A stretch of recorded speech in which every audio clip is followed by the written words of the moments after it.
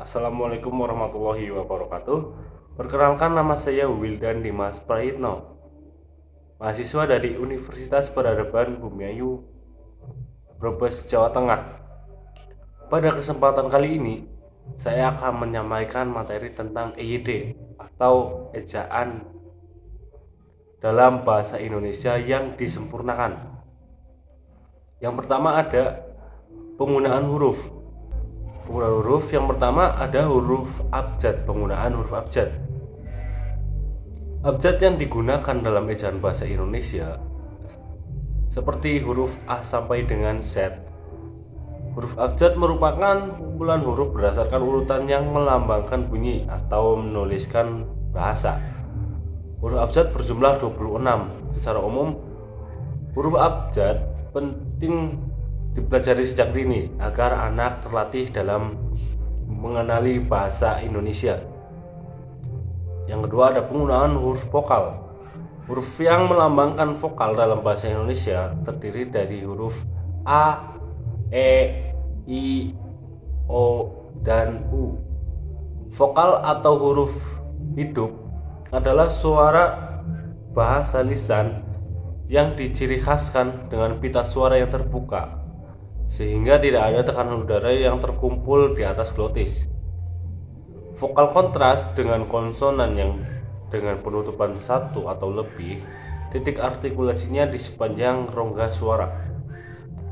Yang ketiga ada gabungan huruf. Gabungan huruf dibagi menjadi dua. Pertama ada monoftong dan kedua ada diftong. Monoftong adalah dalam bahasa Indonesia dilambangkan gabungan huruf vokal E yang dilafalkan E, vokal huruf E dan U yang dilafalkan sehingga menjadi E. Yang kedua ada diftong.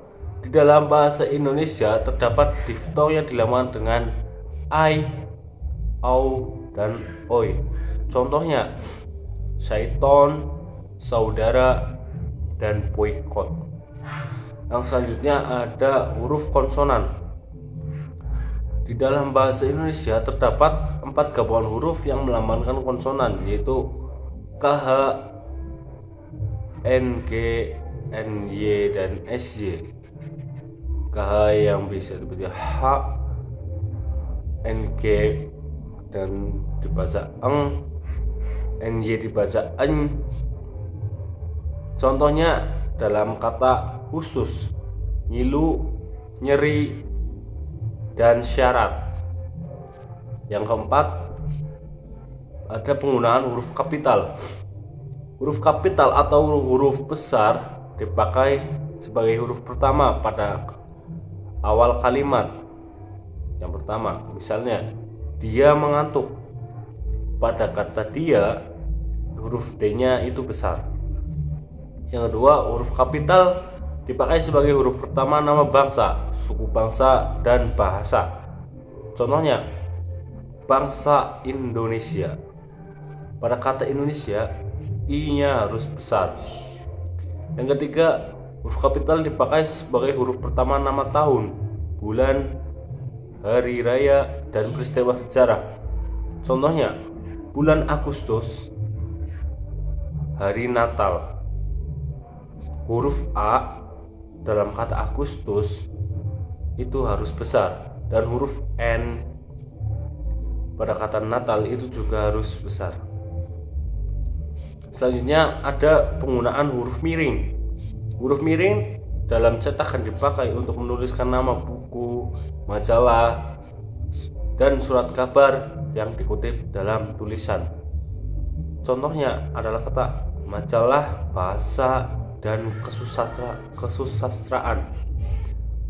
Dalam kata bahasa dan kesusastraan itu menggunakan huruf miring. Yang selanjutnya ada penggunaan huruf tebal. Huruf tebal digunakan untuk menegaskan bagian tulisan yang sudah ditulis miring. Misalnya huruf TH dalam EYD yang terbaru dalam kata Ramadan itu menggunakan huruf yang bercetak tebal. Seperti kata Ramadan tidak terdapat dalam ejaan bahasa Indonesia.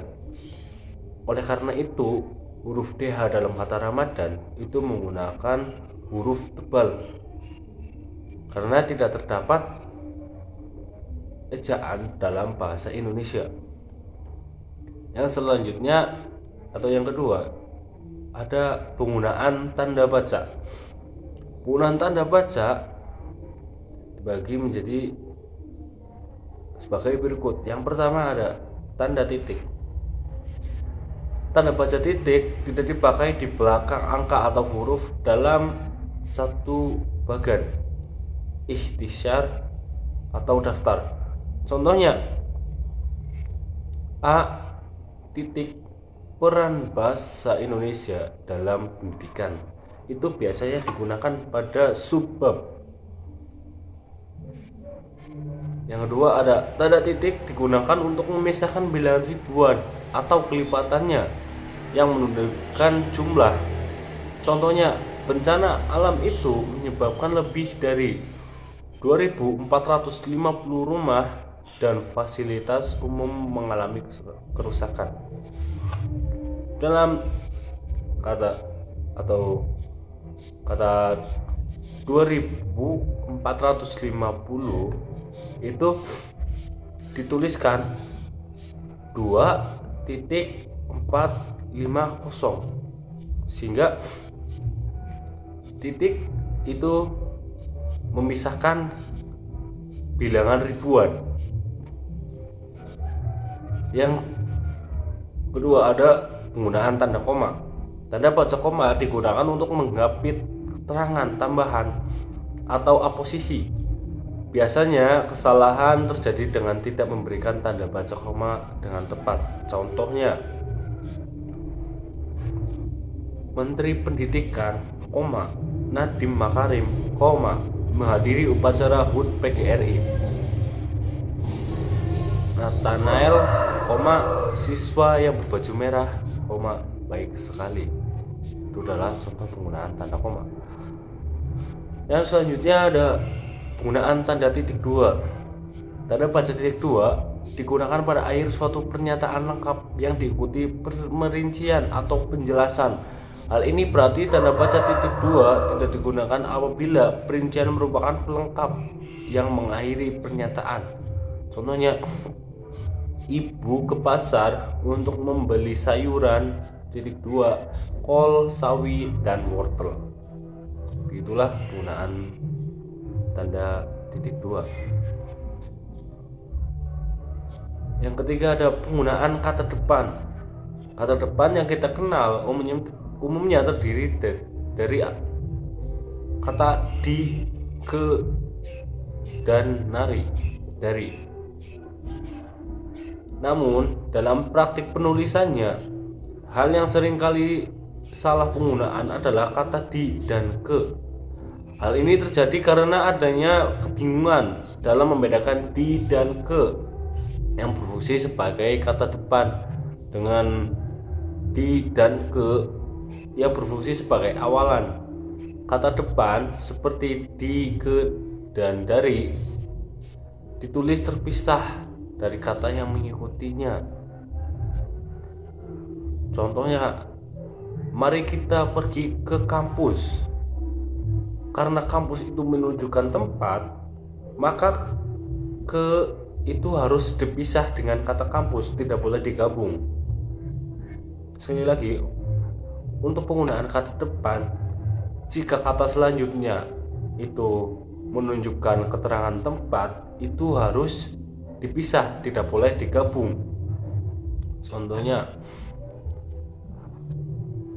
saya pergi ke pasar. Kata ke dan pasar itu harus digabung. Contoh lainnya, kalung itu terbuat dari perak. Dari dan perak itu harus digabung. Selanjutnya yang keempat, penulisan partikel pun. partikel dalam bahasa Indonesia terdiri atas kah, lah, pun, per, dan tah.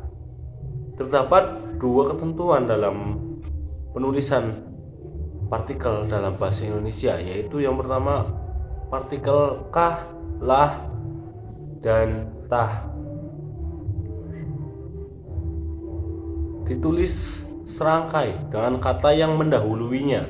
Di sisi lain, partikel pun yang berarti juga dan per ditulis terpisah dari kata yang mendahuluinya. Kita perlu memperhatikan penggunaan partikel pun yang berfungsi juga dan partikel-partikel pun yang ditelah padu atau ditulis serangkai dengan kata yang mendahuluinya. Contohnya, saya pun bangga melihat anak-anak Indonesia yang paling kreatif. Dalam kata saya pun, itu partikel pun harus dipisah dengan kata saya. Contoh selanjutnya, meskipun sakit, ia tetap menyelesaikan tanggung jawabnya hingga selesai. Dalam kata meskipun, itu partikel pun harus digabung. Seperti walaupun, meskipun, itu digabung. Yang selanjutnya, yang kelima, penulisan singkatan. Menurut PWB ada beberapa cara dan paduan penulisan singkatan yang tepat. Hal ini digolongkan berdasarkan penulisan untuk nama orang, jabatan, nama organisasi ditulis dengan huruf kapital dan diikuti tanda titik atau tidak. Yang pertama, singkatan ditulis menggunakan huruf kapital diikuti dengan titik di setiap huruf singkatannya. Singkatan nama orang, gelar, sapaan, jabatan, atau pangkat ditulis menggunakan huruf kapital atau huruf besar, diikuti dengan tanda titik pada setiap unsur singkatan atau huruf itu. Contohnya sebagai berikut: Abdul Haris Nasution, Eskom. Dalam Abdul Haris itu disingkat A titik H titik, baru Nasution AH itu adalah singkatan Abdul Haris. Dan selanjutnya contoh Nasution Eskom, Nasution titik S titik kom, itu adalah penggunaan singkatan gelar Eskom, sarjana komunikasi. Yang kedua, singkatan ditulis menggunakan huruf kapital tanpa disertai titik setelahnya. Singkatan yang terdiri dari huruf awal setiap kata, nama lembaga pemerintah dan ketatanegaraan, lembaga pendidikan, badan atau organisasi, serta nama dokumen resmi ditulis dengan huruf kapital tanpa diikuti tanda titik. Misalnya UGM itu U besar, G besar, dan M besar. PBB itu juga besar semua. Yang selanjutnya, singkatan ditulis menggunakan 3 huruf kecil dan diikuti tanda titik. Penulisannya, singkatan yang terdiri dari 3 huruf atau lebih harus diikuti dengan tanda titik di belakangnya. Misalnya DSB dan sebagainya, DLL dan lain-lain. Yang selanjutnya ada penggunaan kata ganti atau pronomina. Kata ganti atau pronomina adalah kata yang dipakai untuk mengacu kepada nominal lain dalam struktur kalimat. Ada 3 macam pronomina dalam bahasa Indonesia. Itu yang pertama ada pronomina persona. Pronomina persona adalah pronomina yang menunjukkan kata ganti orang. Kata ganti orang satu atau tunggal seperti saya, aku, hamba, daku, peta. Contohnya dalam kalimat ajaklah daku jika kamu ingin pergi. Itu adalah penggunaan yang selanjutnya ada pronomina penunjuk. Kata-kata petunjuk digunakan untuk menunjuk suatu benda, lokasi atau tempat, entah itu berjarak jauh maupun dekat. Seperti ini, itu, sana, sini, begini, begitu. Contohnya dalam kalimat, banyak orang yang mengatakan pohon itu angker. Dalam kata itu merupakan pronomina penunjuk yang menunjukkan suatu benda. Pohon itu angker. Yang selanjutnya ada pronomina penanya. Kata ganti tanya adalah satu dari sekian banyak jenis kata yang berfungsi sebagai kata tanya atau penanya atau peminta informasi tertentu, biasanya berupa peristiwa atau kejadian seperti apa, bagaimana, kapan, mengapa, siapa, di mana. Contohnya, siapa yang telah mencuri isi tas miliknya. Dalam kata siapa itu merupakan pronomina penanya, siapa yang melakukannya. Yang ketujuh ada jenis kata. Yang pertama ada nomina. Nomina adalah kata benda. Nomina adalah nama dari semua benda dan segala sesuatu yang dibendakan, dan menurut wujudnya dapat dibedakan menjadi dua. Yang pertama, kata benda konkret, yaitu nama dari benda-benda yang dapat ditangkap oleh panca indera. Misalnya rumah, batu, binatang gitu. Yang kedua, kata benda abstrak, yaitu nama-nama benda yang tidak dapat ditangkap oleh panca indera. Misalnya keagungan, kebesaran, kehinaan. Itu adalah contoh dari kata benda abstrak. Yang kedua ada verba. Verba adalah kata kerja. Verba merupakan kata-kata yang menyatakan suatu perbuatan atau tindakan, proses, gerak, keadaan, ataupun terjadinya sesuatu berdasarkan fungsinya dalam kalimat, yaitu sebagai predikat. Kata kerja dapat dibedakan menjadi dua. Yang pertama, kata kerja penuh, yaitu kata kerja yang langsung berfungsi sebagai predikat tanpa bantuan dari kata-kata lain. Yang kedua, kata kerja bantu, yaitu suatu kata yang memiliki fungsi khusus atau kata kerja utama. Yang ketiga, adjektiva. Adjektiva adalah kata sifat, kata-kata yang dapat diikuti dengan kata keterangan sekali serta dapat dibentuk menjadi kata ulang berimbuhan gabung. Contohnya senya disebut kata sifat. Contoh, indah, indah sekali, seindah-indahnya. Pada tingkat frasa, letak kata sifat di belakang kata benda yang disifatinya. Misalnya rumah besar, pemandangan indah, dan rumah kecil. Secara umum, adjektiva adalah kata yang menyatakan sifat, keadaan, watak, atau benda. Dalam sebuah kalimat, adjektiva berfungsi sebagai penjelas subjek, predikat, dan objek. Begitulah materi yang saya sampaikan mengenai EYD atau ejaan bahasa Indonesia yang disempurnakan. Sekian dari saya. Bila ada salah, mohon dimaafkan. Kritik dan saran itu untuk membangun untuk saya. Sekian dari saya. Wassalamualaikum warahmatullahi wabarakatuh.